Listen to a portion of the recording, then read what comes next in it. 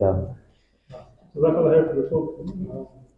One of the questions or one of the comments I hear out in the discussions is that those scholars who have called for jihad, those scholars who have called for the ummah to remove the occupation, why don't they go and fight? And most of them are old and frail. So that's one side of the argument. The other side is some are saying it's not the scholars to be calling for jihad and stuff. They should stay behind and teach the people, like the famous hadith story where some stayed behind and teach the people, and the rest who went out and fought, they went and fought. Can you clarify what's the middle ground and what's the role of the military and whatnot? So first and foremost, every hukm, it comes with capability. Okay? So every Muslim is ordered or commanded by Allah subhanahu wa ta'ala, but with every hukm there is capability. Let's give an example. A blind person cannot give testimony in a case of zina. Why? Because he lacks capability. He could be in the same place where, that thing happens, right? He could hear noise, all of this, but he can't give testimony because he can't see. So he lacks capability. So the reality of the occupation in Palestine is that there is an army that has overpowered the people, okay, and that occupies. Now, those people who live inside of Palestine, okay, they are under the same rules of those who are, imprisoned, in terms of they are overpowered. The individuals who choose to fight that occupation, and to resist it, then we say that may Allah subhanahu wa ta'ala accept it from them. But the individuals are not going to liberate Palestine, okay, because of the overwhelming power that occupies it. Therefore, who has the capability to liberate Palestine from occupation is the armies which surround them. Why the ones that surround them? Because they have the easiest access to it, right? So therefore, and that's why we always talk about Egypt, we talk about Jordan before we used to talk about Syria. Now we're not sure where Syria is, right? So those are the people which are the most capable. Now, at the moment, the reason why they're not going is because they're shackled by the rulers. That's the fact. These are professional armies. In other words, they take salaries, they take payment. And therefore, there is a chain of command. So the call from the ulama in terms of to go and save the people is to break that chain of command, right? And either remove the ruler and replace him with someone who will fulfill the deen of Islam, or break the chain of command and go and do your job. Now, who's going to encourage you and motivate you? I'll ask all of you, when you heard about the fatwa of some of these scholars who said the armies need to move, the pilots need to go, how did you feel? You felt energized, you felt enthusiastic, you thought, oh, finally someone, right, with a voice is saying the truth, right? That's their job, to motivate, inspire. Now somebody will say, but they won't move. Okay, that's not the problem. The issue is, your job is to fulfill the command of Allah subhanahu wa ta'ala. They don't move, you keep pressuring. You don't stop something. I was talking to a brother, we're having this similar conversation. I said to him, look, if someone drinks alcohol, what's your job? What's your capability? You can either physically stop him from drinking alcohol. We're talking about individual, right? I said you could either do that, or you could tell him what he's doing is wrong. And you could do that in many ways. You could be a preacher, say astaghfirullah, halal, haram. Probably not going to get very far. The guy probably already knows halal, haram. Or you may sit there and have a conversation with him. Look, why are you doing that? Think about your life. Think about you have to die, you'll be accountable. It builds a framework of thinking. I said, imagine you went to him 100 times. Does the hukm of Allah change because it's been so long? He continues drinking, you meet him the next time. What are you going to do? Tell him, look, I know you're having a problem drinking, right? So read a lot of prayers, but you can carry on drinking. Right? What he's doing wrong is still wrong. The hukm of Allah to inspire, to motivate, to tell him to stop the munkar is still the same. Right? He's not listening, that's not your problem. Okay? But the reality is, human beings, we don't live in vacuums, we don't live in individual lives. We're all influenced by the environment around us. every one of you who's dressed in this room, you're influenced by something that's around you. Even the brothers with the jubbas. Because that became fashionable. When I say fashionable, I don't mean it like what's the word I'm looking at? I don't mean that in some derogatory way, right, towards the brothers who are wearing those, right? Because we're hardly any better wearing jeans, yeah? So what I mean is, that became normal for Muslims to do, so it became acceptable to wear it. So you're following a kind of trend, right? We all are influenced by environments. The more that we pressure, how long did it take for those who, when the Palestine started, said, armies to Aqsa, how long did it take for these scholars now to come on board? Okay, longer than it should have done, let's be honest. But alhamdulillah, may Allah bless them, they got there. Okay? Now we keep that pressure, we as Muslims. Any time we interact with these people on social media, we should be sending them messages. Say, why are you not speaking for Palestine? They come to do a conference. Don't let them come here and sit around and think everything's lovey-dovey in the world. It's not lovey-dovey. There is a genocide. There are babies. There was an image somebody sent me around on WhatsApp today. A child who's basically burnt. They're carrying a body of the bottom one half of its anatomy is missing, and it's just a charred body of a child, of a baby, not even baby. Don't tell me the world isn't a normal place, and don't tell me you're going to sit here and tell me, come all this way from the other side of the world to teach us how to wash our hands. We can do that ourselves. We don't need you.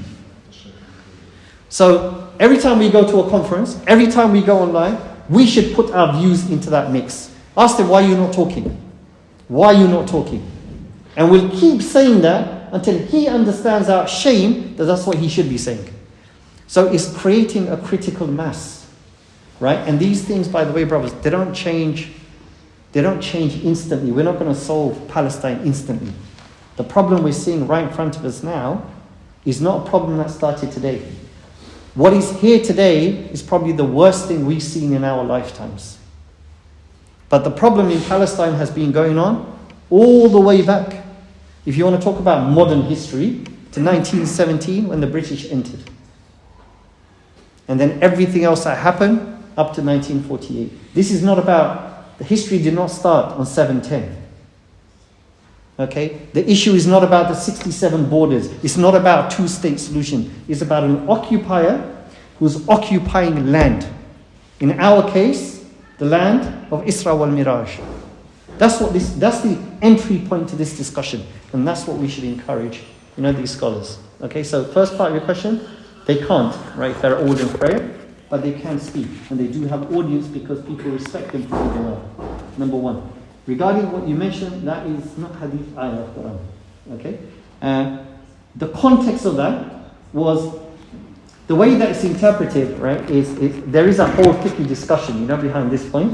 But simply put, right, under the rubric of, the rules of jihad, this is a conversation that comes, under that rubric, yeah?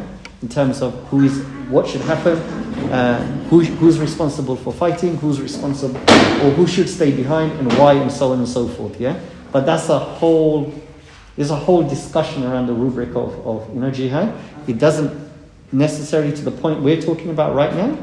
Its application would only be in so far as that the people of capability, they're ordered, obligated, fard, for them to go and liberate the people in Palestine, whether under a ruler who orders that, or whether they break the chain of command and go and fulfill that hukum.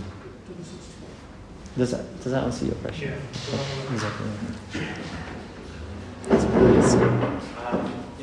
Something's going on now between India and Pakistan now.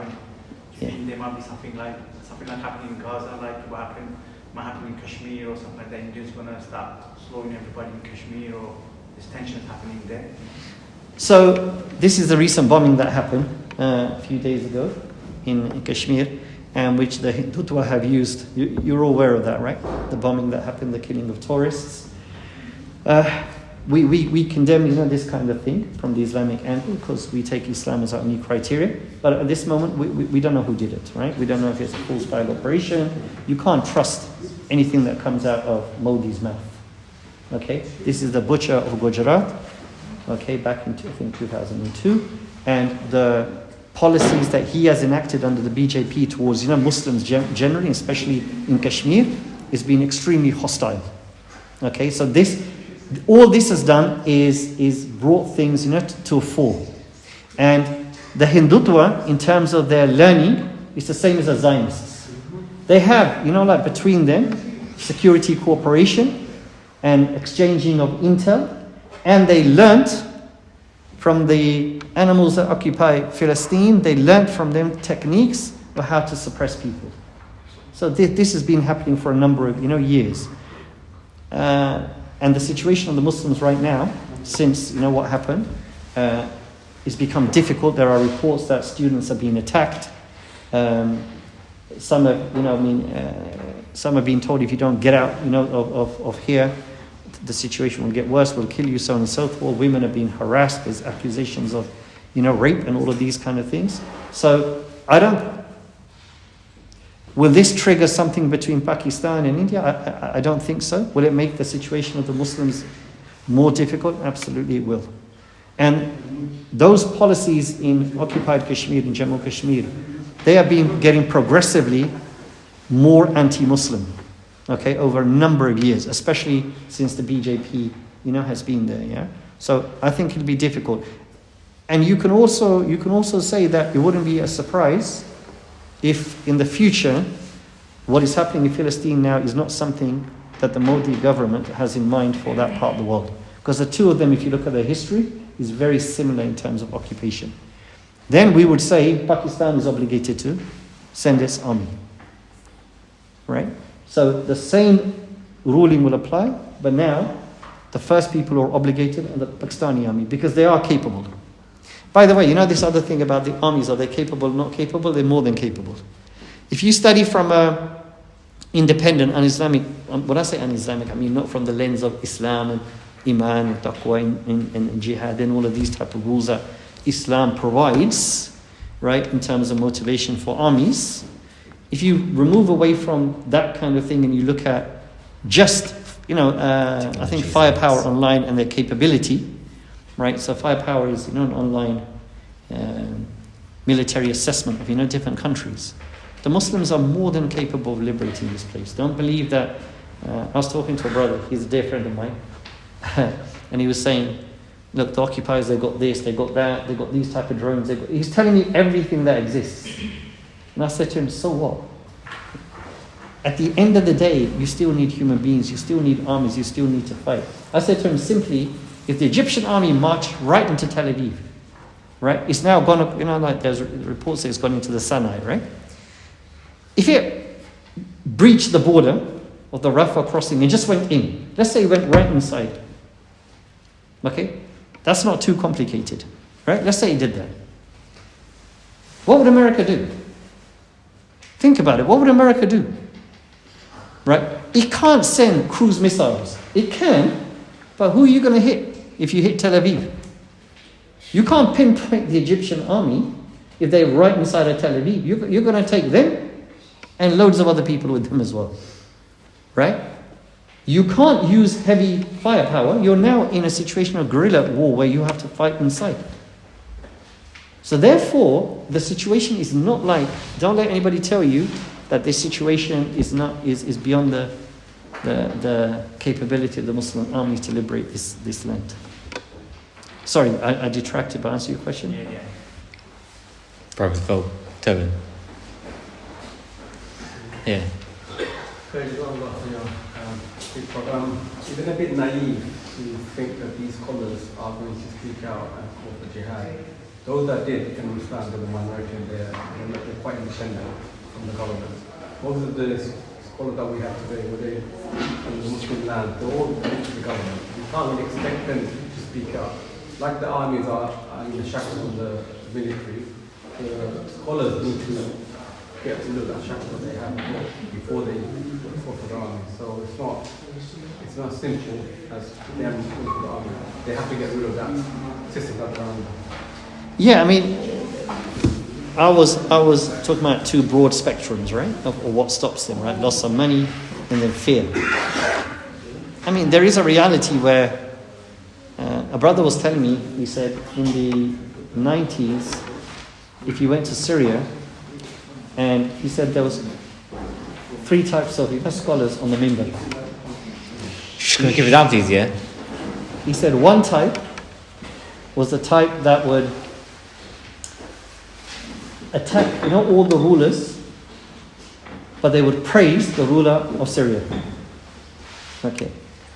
Another one, they would just praise the ruler of Syria. And the third ones, they will talk to you about wudu and these things. And he said the best out of the three were the ones who would teach you about wudu and the basic Islam. So I asked him why. He said because they knew that if they attack the other rulers, right, then they have to say something good about the Syrian ruler. Right? They couldn't just blanket leave it, right? Because then it'd be a question of what do you think of him. So the best way not to get caught up in that situation was don't talk about anything. He said you would know that they are the best ones because you know that the only reason they're not attacking the rulers around is because they would be asked, what do you think of the ruler of Syria? They would have to praise him.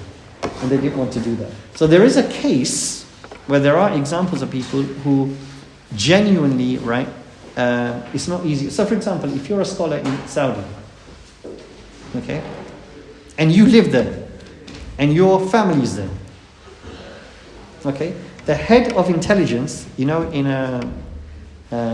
Saudi, under the previous king, he left, when Salman came, I can't remember the name, he fled to Canada, okay, and he offered his services to, the CIA.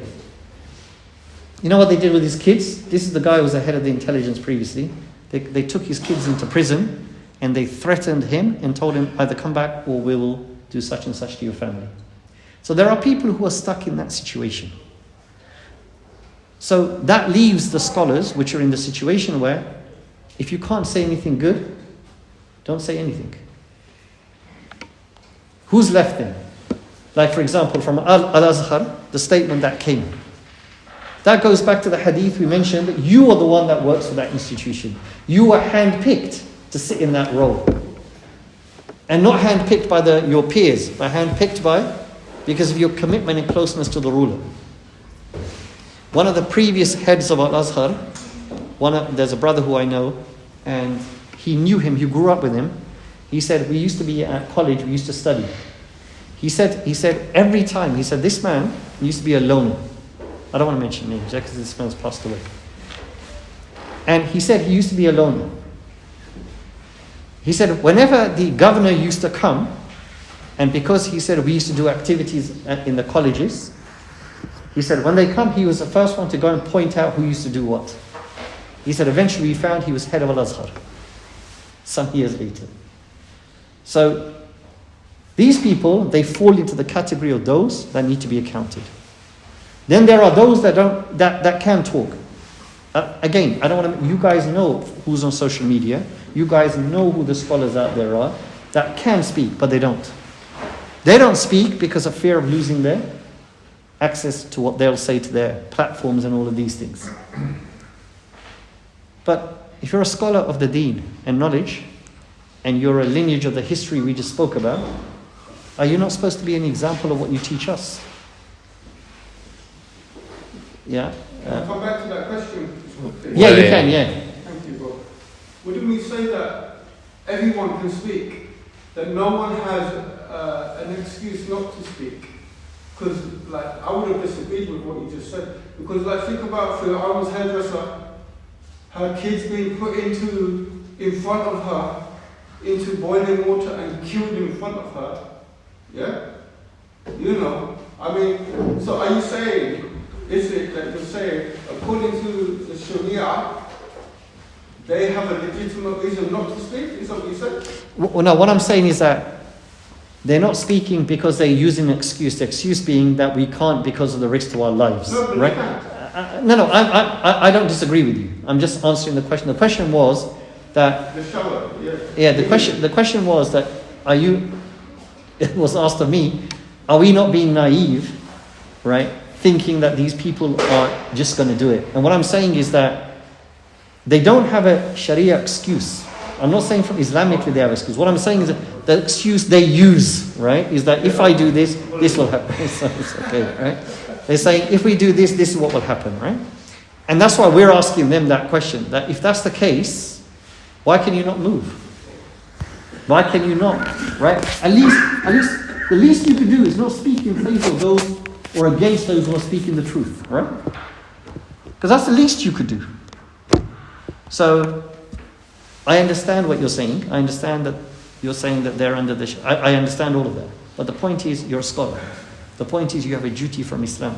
The point is that you have to work out your life as to how you stop that. By analogy, I'll give again, is somebody, he doesn't, for example, he doesn't pray, or he does sometimes, let's say he does drugs, right? And we ask him, he said, look, I can't help it. Does that absolve him of the fact that he shouldn't be taking drugs? The answer is no. Does it absolve me from telling him you shouldn't be doing that? The answer is no. Does it absolve me from giving him ways and making him think about what he's doing? The answer is no. So we can still do all the things we need to do, right? So it's not a case that we're being naive in saying they can just get up and do it. We're saying that's your job. That's what you studied for. That's what you believe. That's your iman. So what's the value of it if an average man can do it in your personal knowledge? Does that make sense? To clarify, it's a point about istita'a, yeah? Mm-hmm. So I can say, I can't go and fight, for example, because I'm not trained, right? But no one can say they haven't got a tongue unless they haven't got a tongue. Yeah. Right? True. So that's my point. That's where I'm coming from. Hayakallah. Did you want to come back? Exactly.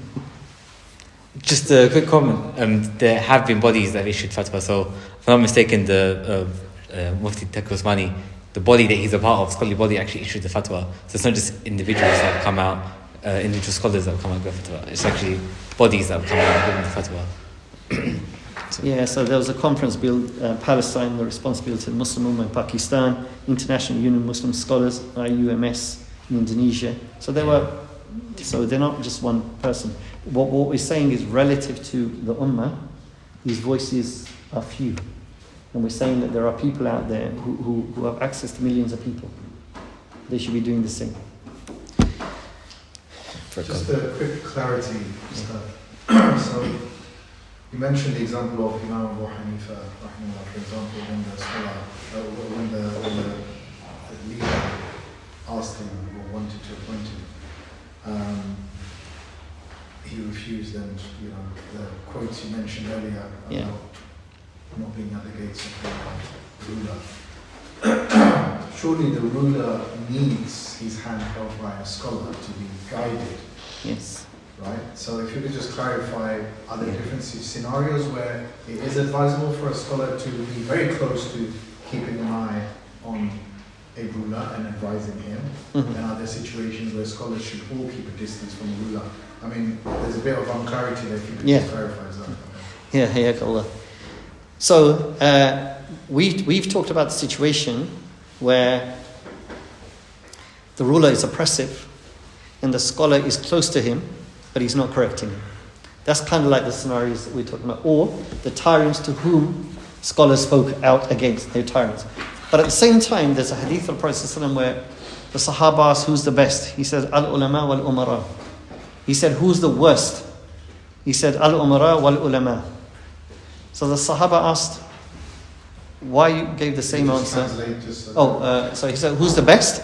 He said, the scholars and the rulers. He said, who's the worst? He said, the rulers and the scholars.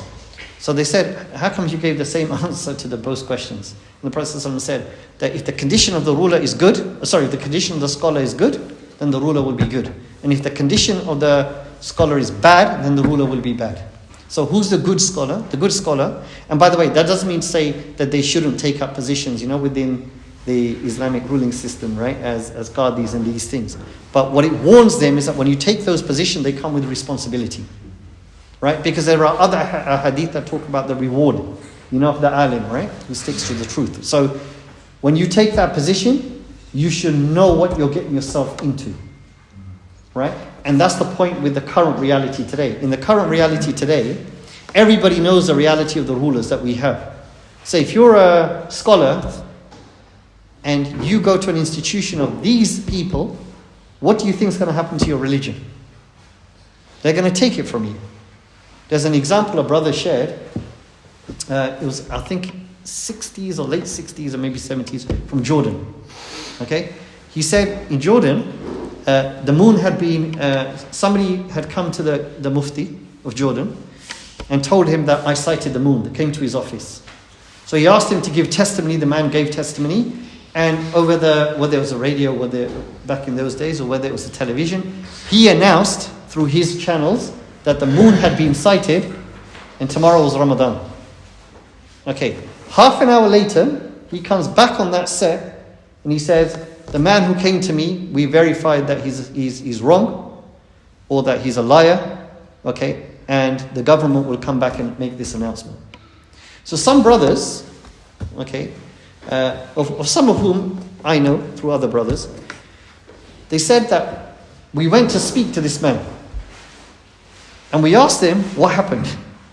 That you came on TV and said a man came, he gave testimony, he met the conditions, okay, of the witness, and you announced, and in half an hour you changed your mind. He said, I announced it. As soon as I announced it, I got a call from the palace. He said, they swore at me, they abused me, and they told me to reverse the decision. It's not for you to make that decision. So he said, I have to come back and say that. Now the reality is you're working for an institution where you know the condition of the ruler better than us. We're reading into these things. When you're there, you live, you see these things. So take care, is what we're saying to those people. Does that answer your question? So when they're dead, we've got the food just waiting in the kitchen. So we're in the circle here.